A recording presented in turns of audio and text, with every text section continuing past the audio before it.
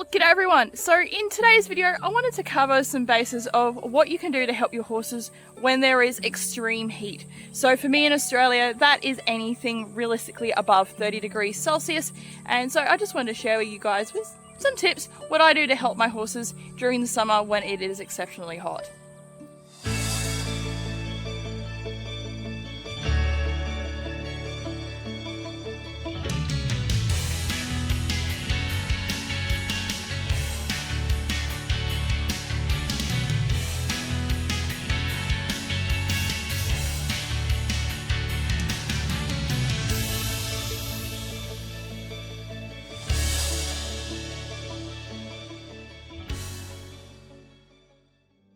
G'day everyone, I'm Zoe and this is Kahu.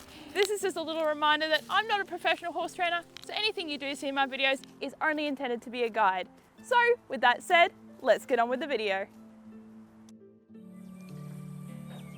So first and foremost, it's pretty self-explanatory, and that is of course water, definitely a big one for horses. Of course any animal does need water. But a little tip involving water is that if this water temperature is too cold, the horses won't actually drink because it sort of puts them off when it gets exceptionally cold, and they won't actually drink as much as they should.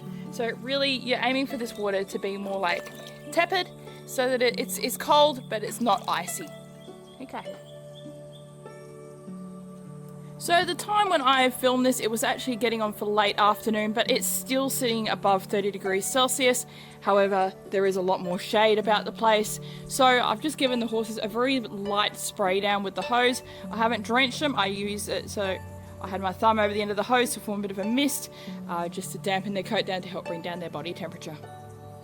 A tip though involving hosing horses down when it is hot: avoid doing it where the horses are going to be out in full sun, just because when the water does get warm on them in the sun, it's actually going to have the reverse effect and actually make the horses overheat.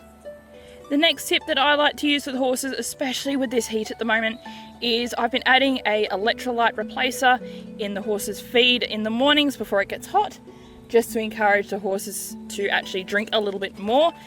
So this boosts the natural electrolytes in the horse's body. And because there is some degree of salt content, of course, it does encourage the horses to drink a little bit more. So before adding this, the horses weren't drinking as much as I would like. Certainly not the amount that they should be drinking, especially when it's hot. But adding this powder to their feed, it certainly helps. They were certainly drinking a lot more with this powder. The next thing that I do is when I feed my horses twice a day, I do add extra water to their feed. And you can see this is Kahu's before the water has actually absorbed into his pellets, but it is literal slurry. Now over here I've got Cora, and hers has already absorbed the water that I added, so I'll actually be adding more to this. But as you can see with the amount that this is actually absorbed, it means that she's getting extra water into her body, and hopefully preventing any colic from heat stress. Okay, so that is some extra water added to Cora's feed, just to turn that into a slurry. As Cora is an older horse as well, she certainly benefits from having a slurry feed, especially when it's hot. Here's Kahu with his dinner, which you just saw before. I added an extensive amount of water, so this just makes drinking a little bit more water that he wouldn't normally, be a little bit more enticing with the food, and just ensuring that Kahu does stay hydrated, especially when it's hot like this. Next tip, and a little bit self-explanatory, would actually be making sure the horses have access to plenty of shade. This might seem a little bit self-explanatory, but it's always worth noting that they should be able to get out of the sun where possible. So it's a little bit messy at the moment, but this is one of the main areas that the horses have 24-hour access to. I don't have to worry about snow at any time of the year here, but we do periodically get hail, and we have had probably golf ball size hail here a few times, and this certainly provides a spot for the horses to get out of the weather, whether it's raining, hail, or exponentially hot that it has been. The horses also have this awning down here where my float lives as well, So they have 24-hour access to that as well. And because it has been exponentially hot, my main paddock, which is past those trees, the horses have been locked out of the main paddock because the grass is very low on the ground. Now, as you'll see in just a moment, my main paddock is actually getting rather dry at the moment, so I've actually locked the horses up here in my bush paddock, which stays nice and shady through most of the day.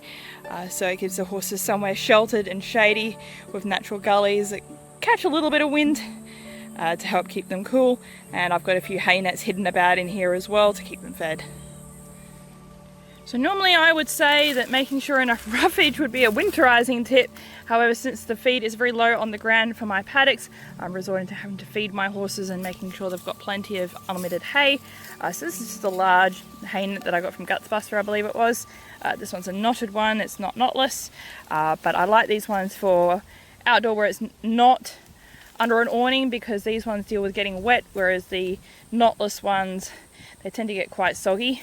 So this is definitely good if you're expecting any rain but you need the feed out and about. So the horses generally get about probably anywhere between 2 and 4 large nets like this scattered across this bush area for them to forage naturally, because they'll naturally go from one hay net to another, and it just makes sure that the horses get plenty of food.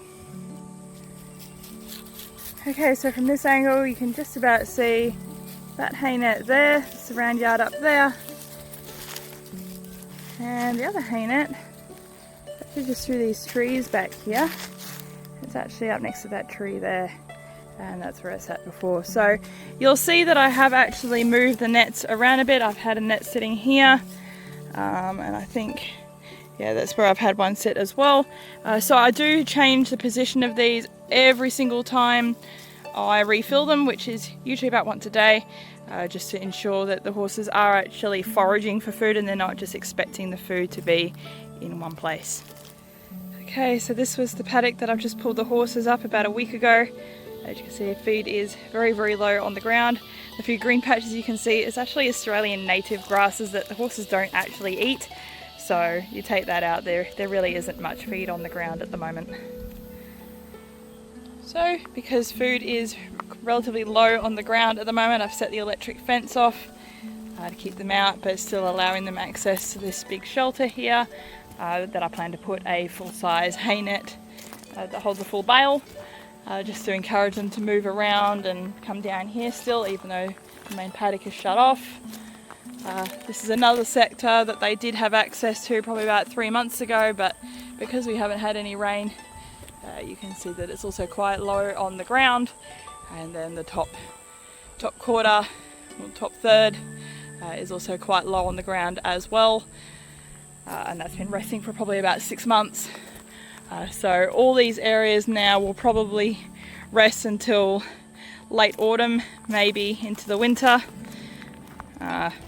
Just because, yeah, as you can see, feed is just so low on the ground right now, and if I was to continue rotating onto these pastures right now, come spring, when the shoots finally come back, there really wouldn't be much to grow because the horses would have stripped it back during the autumn and winter. So they are locked out for now until I can see what the paddocks do, see if we get any rain to help them recover. So while not exactly a drought by the rest of Australia, this is the driest season that I have ever had since having the horses in the last 4 years. So it is definitely a time for me to fence off the paddocks and basically feed them the hay that I have stocked up on before any serious drought really takes over. So those are my few little tips that I've been working on to try to keep the horses fed, healthy and hydrated through these dry months. What you guys do with your own horses to help them when it is exceedingly dry and hot. Drop your comments below, I'd love to hear from you, and perhaps we can do a collaboration video and share tips and tricks across the board and really help those out there find information and really get that information out there to help people who are less informed of how to look after their horses when it does get dry and hot.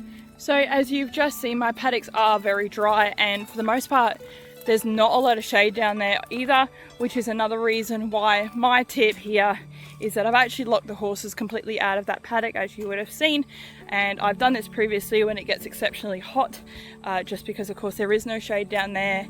And just before Christmas of 25, Cora had quite a severe colic, and I actually thought I might lose her, and that was because she was dehydrated, because she had been down there and she hadn't come up and had a drink.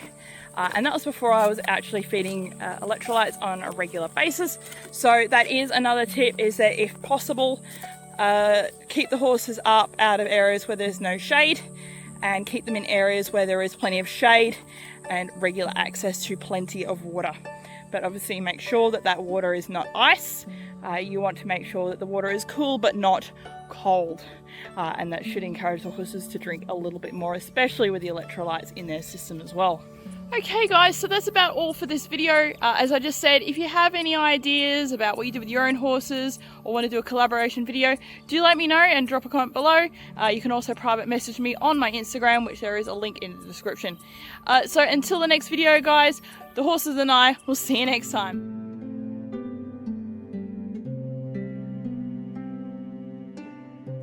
Don't forget to like, smash that subscribe button and turn on notifications so you can stay up to date with what's going on in our world.